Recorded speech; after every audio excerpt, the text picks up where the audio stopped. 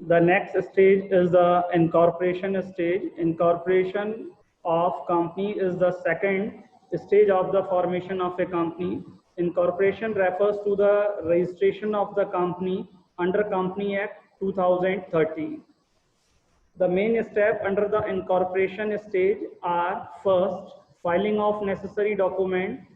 Once the registrar approves the name, the company document have to be submitted with the registrar, in which the memorandum of association, second, article of association, third, statement of authorized capital.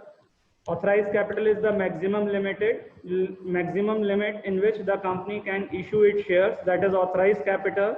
And the fourth is a list of the directors with the name, address, occupation and age. And the fifth is the written consent of the directors to act as directors. And sixth is notice of the address of the registrar office of the company.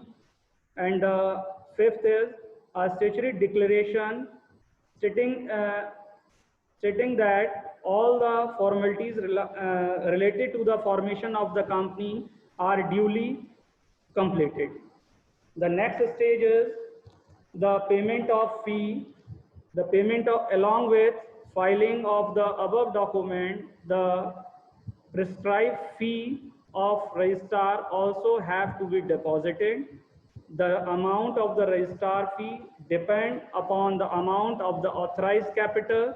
As per the authorized capital, the company registrar can allot the fee to the company.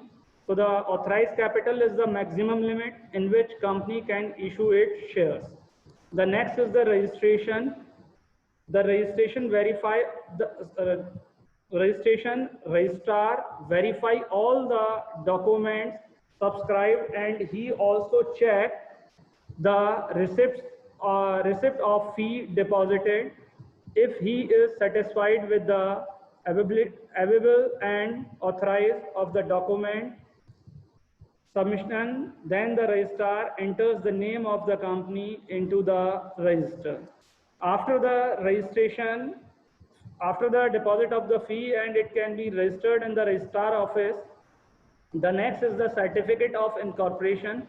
Certificate of incorporation is a stage after entering the name of the company in the registrar issue a certificate of incorporation. Effect of certificate of incorporation: a company is legally born on that date in which the certificate of incorporation is issued. On the date printed on the certificate of incorporation, it is considered as a separate legal entity with perpetual succession only for the date of certificate of incorporation. Thank you.